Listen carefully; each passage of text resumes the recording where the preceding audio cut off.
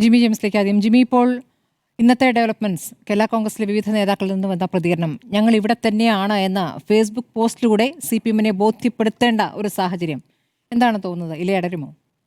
MLA-മാരുടെ പോസ്റ്റാണ്, കേരള കോൺഗ്രസ് നേതാക്കന്മാരുടെ എന്ന് തിറപ്പിച്ച് പറയരുത്. 5 MLA-മാരിൽ ആരൊക്കെ എവിടെയൊക്കെ എന്നതിനെ കുറിച്ചുള്ള ഏകദേശ ധാരണയാണ് നമുക്ക് കിട്ടുന്നത്. അതേസമയം നേതാക്കളുടെ മനസ്സ് എന്താണെന്നുള്ളത് കുറച്ചുകൂടെ വിശദമായി അന്വേഷിക്കണം.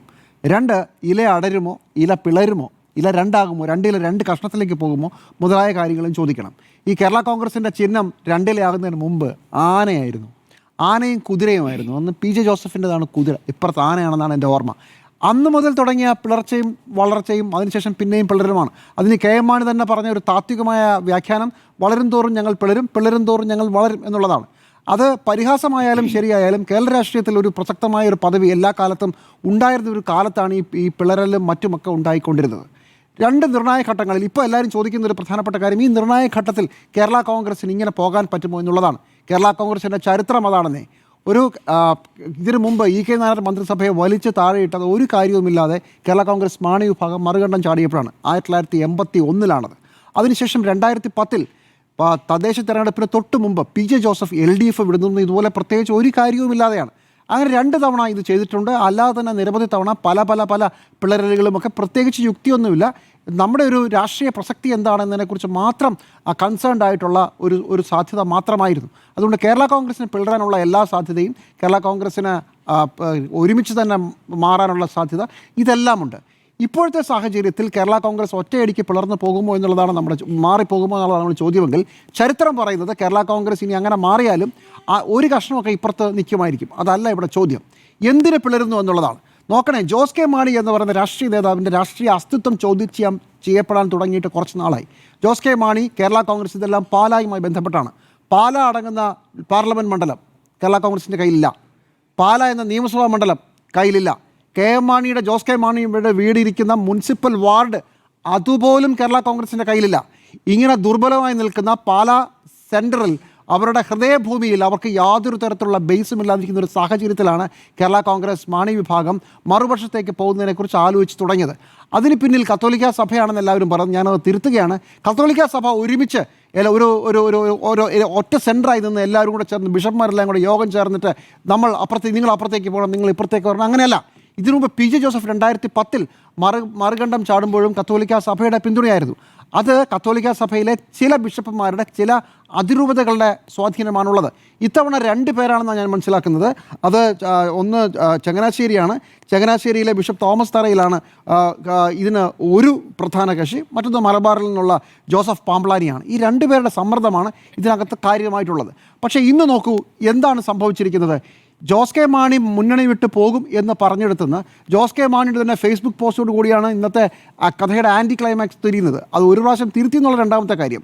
ആദ്യം പറഞ്ഞു ഞങ്ങൾ ഒറ്റക്കെട്ടായി, ഞങ്ങളുടെ നിലപാട് പണ്ടേ പറഞ്ഞിട്ടുണ്ട്. അതൊന്ന് തിരുത്തി ഞങ്ങൾ ഒറ്റക്കെട്ടായി, ഞങ്ങൾ ഇടതുപക്ഷത്തിൻ്റെ ഭാഗമായി നിൽക്കും എന്ന് പറഞ്ഞാൽ ജോസ് കെ മാണി ആ പോസ്റ്റ് അവസാനിപ്പിച്ചത്. ആ പോസ്റ്റ് അധികം താമസിയാതെ തന്നെ പ്രധാനപ്പെട്ട MLA-മാർ, എല്ലാവരുമല്ല, MLA-മാർ ഷെയർ ചെയ്തു.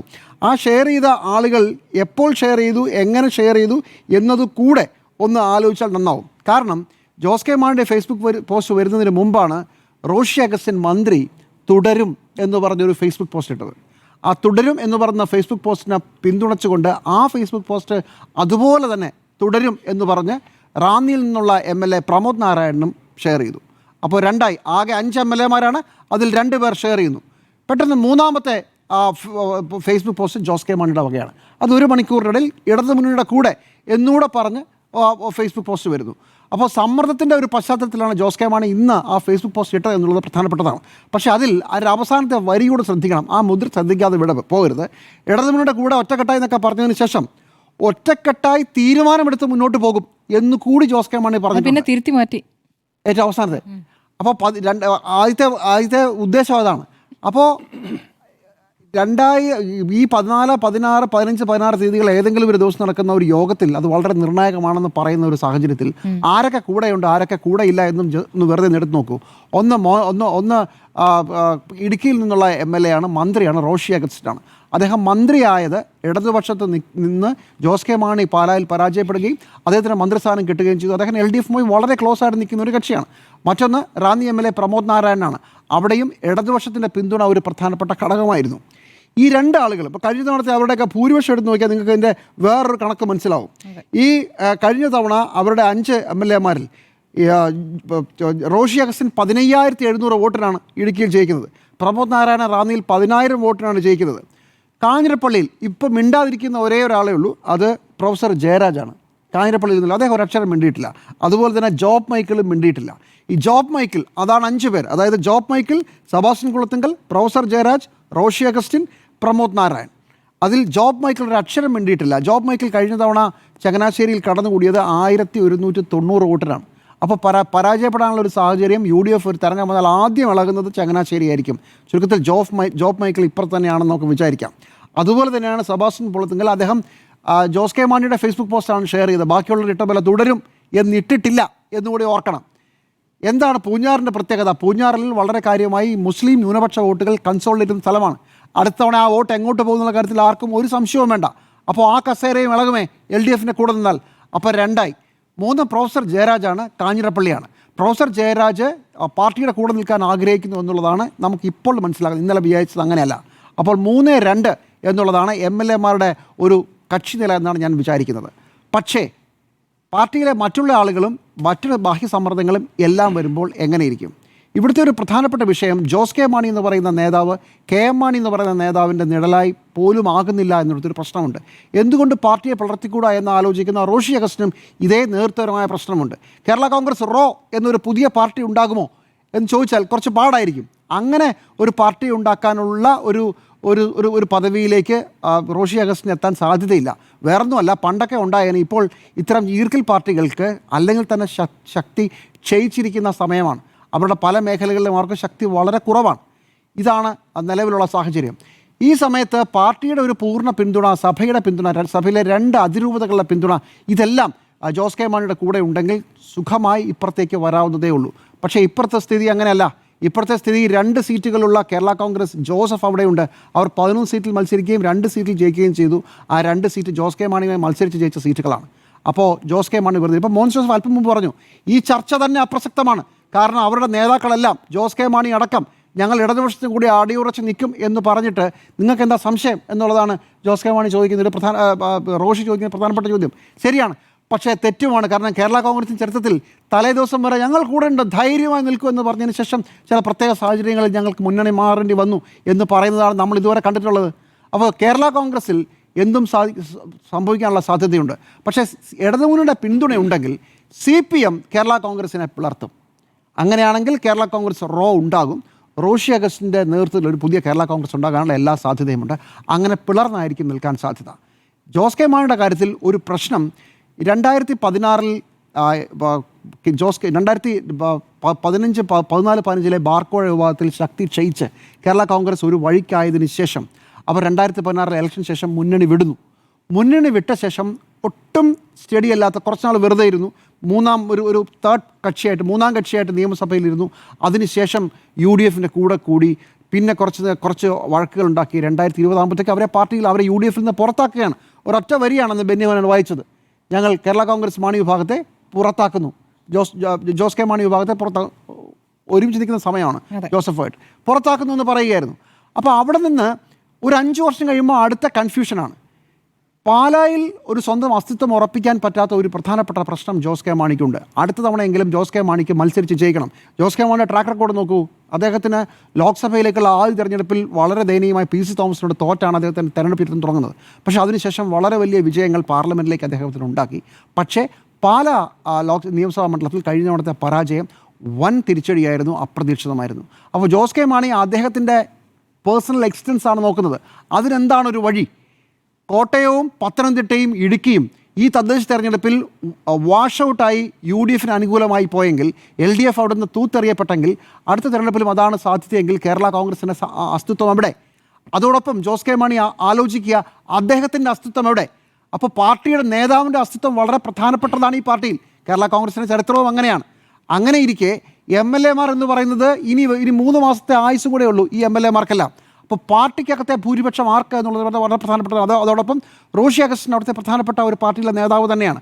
ബാക്കിയുള്ള കാര്യത്തിൽ ഇപ്പോൾ പ്രൊഫസർ ജയരാജ് കുറച്ച് നിഷ്പക്ഷമായി നിൽക്കും. സെബാസ്റ്റ്യൻ കുളത്തെങ്കലിന് LDFിന് കൂടെ UDFിൻ്റെ കൂടെ വരുന്നതായിരിക്കും നല്ലത്. ജോബ് മൈക്കലിനും കൂടെ വരുന്നതായിരിക്കും നല്ലത്. റാന്നിയിലെ പ്രമോദ് നാരായണൻ 1000 വോട്ടാണ്. അപ്പോൾ ഇപ്പോഴത്തെ തദ്ദേശത്തിൻ്റെ ഒരു പശ്ചാത്തലത്തിൽ ആ മണ്ഡലം കൂടെ നിൽക്കുമെന്നുള്ള കാര്യത്തിൽ വളരെ വലിയ സംശയമുള്ള സാഹചര്യവുമാണ്. ചുരുക്കത്തിൽ ജോസ് കെ മാണിയുടെ എക്സ്റ്റൻസ് ആണ് പ്രധാനമെങ്കിൽ UDF ആണ് ഒരു നല്ല സ്ഥലം എന്നാണ് അവർ വിചാരിക്കുക. ബാക്കിയുള്ള ആളുകളും കൂടെ വരും. ഇല്ലെങ്കിൽ ആ MLA മാർ പോട്ടെ എന്ന് വിചാരിക്കും. സംവിധാനം മുഴുവൻ ജോസ് കെ മാണിയുടെ കൂടെ വരാൻ സാധ്യതയുണ്ട്. കാരണം പരാജയം രുചിച്ചു നിൽക്കുന്ന LDFും അടുത്ത വിജയത്തിൻ്റെ ലഹരിയിൽ നിൽക്കുന്ന UDFും തമ്മിലാണ് അടി. അപ്പോൾ ആരുടെ കൂടെ ആയിരിക്കും അണികൾ പോവുക? ജോസ് കെ മാണിയോടൊപ്പം റാങ്ക് ആൻഡ് ഫയൽ പോകും UDFിലേക്ക് പോയാൽ എന്നുള്ളൊരു പ്രധാനപ്പെട്ട കാര്യം തന്നെയാണ് കേരളം മുഴുവൻ. പക്ഷേ പാലായിൽ ജോസ് കെ മാണി ജയിക്കണമെങ്കിൽ കുറച്ചുകൂടെ വെള്ളം കോരേണ്ടി വരും. കാരണം കോൺഗ്രസ്സുകാരായാലും അവിടുത്തെ ജോസഫ് ഗ്രൂപ്പ് കേരള കോൺഗ്രസ്സുകാരായാലും അവരൊക്കെ പാലം വലിക്കാനുള്ള എല്ലാ സാധ്യതയുമുണ്ട്. അത് വേറൊരു കഥ. പക്ഷേ ഇന്നത്തെ ഈ ദിവസത്തിൻ്റെ അവസാനം ഓരോ ദിവസവും ഓരോ സംഭവങ്ങളാണ്. പോറ്റിയായിരുന്നു, അതിനുശേഷം രാഹുൽ മാങ്കൂട്ടത്തിലായിരുന്നു. ഓരോ ദിവസവും വളരെ വലിയ വാർത്തകൾ കൊണ്ടുവന്ന് കളം പിടിക്കുകയാണ്. നോക്കണേ, പ്രേക്ഷകർ തെറ്റിദ്ധരിക്കരുത്. ഇത് ഇലക്ഷന് മുമ്പുള്ള ഇലക്ഷൻ ക്യാമ്പയിൻ തുടങ്ങിക്കഴിഞ്ഞു. പോറ്റിയുടെ അറസ്റ്റ് ഒരു വലിയ ഇലക്ഷൻ ക്യാമ്പയിൻ്റെ ഒരു പ്രധാനപ്പെട്ട നാഴികക്കല്ലായിരുന്നു. രാഹുൽ മാങ്കൂട്ടത്തിൻ്റെ അറസ്റ്റും തുടർന്നുള്ള കാര്യങ്ങളും മറ്റൊരു ക്യാമ്പയിൻ്റെ ഇതായിരുന്നു. ഇന്ന് ആയിഷ പോറ്റിയുടെ കാര്യത്തിൽ ആയിഷ പോറ്റിയെ കൂടെ കൊണ്ടുവരുന്നതും ജോസ് കെ മാണിയുടെ കാര്യത്തിൽ എല്ലാവരെയും കൺഫ്യൂഷനിലാക്കി LDFിനെ ഡിഫൻസിലാക്കി നിൽക്കുന്ന UDFിൻ്റെ അത് മറ്റൊരു ക്യാമ്പയിൻ സ്ട്രാറ്റജിയാണ്. ഇപ്പോൾ സംഭവിക്കുന്ന കളത്തിലെ ഒരു പ്രധാനപ്പെട്ട കാര്യം UDF വളരെ വലിയ ധാർമ്മികമായ അല്ലെങ്കിൽ ഒരു വലിയ മേൽക്കൈ, ധാർമ്മികമായി എന്ന വാക്ക് ശരിയല്ല, കളം പിടിക്കുന്ന ഒരു സാഹചര്യത്തിൽ UDFിന് വളരെ വലിയൊരു മേൽക്കൈ ഉണ്ടായിരിക്കുകയാണ്. ജോസ് കെ മാണി എപ്പോൾ വേണമെങ്കിലും ഞങ്ങളുടെ കൂടെ വരാം എന്ന വാർത്തയെ തള്ളാനാകുന്നില്ല LDFിന്. അതുപോലെ തന്നെയാണ് ആയിഷ പോറ്റിയെ കൂടെ കൊണ്ടുവരാൻ സാധിക്കുന്നതോടുകൂടി വർഗവഞ്ചക എന്ന് പറഞ്ഞ് മേഴ്സിക്കുട്ടിയമ്മ പൊട്ടിത്തെറിക്കുന്നതൊക്കെ നമ്മൾ കണ്ടു. അപ്പോൾ ഒരു പെർസെപ്ഷൻ വാറിൽ UDF ഓരോ ദിവസവും അടിച്ചു കയറുന്ന ഒരു സാഹചര്യമുണ്ട്. പ്രത്യേകിച്ച് കേരള കോൺഗ്രസിൻ്റെ ചർച്ച. ഇനിയിപ്പോൾ കേരള കോൺഗ്രസ് കൂടെ വന്നാലും ഇല്ലെങ്കിലും UDFിന് കുറച്ച് ദിവസത്തേക്ക് വായുവിൽ നിർത്താൻ പറ്റുന്ന ഒരു വളരെ പ്രധാനപ്പെട്ട ഒരു കഥയായി ഇത് മാറി. നാളെ കേരള കോൺഗ്രസ് വന്നില്ലെങ്കിൽ വന്നില്ല, അത് കുഴപ്പമില്ല. പക്ഷേ നോക്കൂ, ഇപ്പോഴത്തെ ചർച്ച മുഴുവൻ LDF ക്യാമ്പിൽ വളരെ വലിയ മ്ലാനത പടർത്തുകയും ജോസ് കെ മാണി പോകുമോ എന്ന് നേതാക്കളെല്ലാവരും അങ്ങോട്ടും ഇങ്ങോട്ടും ചോദിക്കുന്ന ഒരു സാഹചര്യത്തിലേക്ക് എത്തി.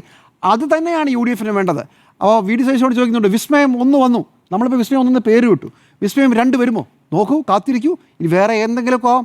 അപ്പോൾ ഇനി വേറെ എന്തെങ്കിലും ആകുമോ?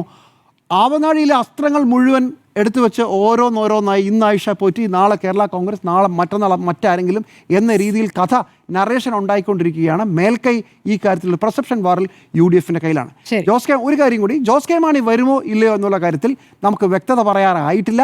പക്ഷേ തൽക്കാലം ജോസ് കെ മാണിയും ജോസ് കെ മാണിയുടെ കൂടെയുള്ള ആളുകളും LDF വിടാനും UDFിലേക്ക് പോകാനും തന്നെയാണ് ഏതാണ്ട് ആലോചിച്ചിരിക്കുന്നതെന്ന് മനസ്സിലാക്കണം. അത് ജോസ് കെ മാണിയുടെ എക്സിസ്റ്റൻസിൻ്റെ പ്രശ്നമാണ് എന്നത് കൂടിയാണ്. അതോടൊപ്പം അടുത്ത തെരഞ്ഞെടുപ്പിൽ വാഷ് ഔട്ടായി പോയാൽ പാർട്ടി പോലും ഉണ്ടാകില്ല എന്നുള്ളത് ജോസ് കെ മാണിക്കറിയാം, അദ്ദേഹത്തിൻ്റെ കൂടെയുള്ളവർക്കറിയാം, സഭയിലെ ചില പ്രധാനപ്പെട്ട സഭാപിതാക്കന്മാർക്കും അറിയാം. അതാണ് കാര്യം. പക്ഷേ കേരള കോൺഗ്രസ് ആണ്, കേരള രാഷ്ട്രീയമാണ്, നാളെ എന്തും സംഭവിക്കാം.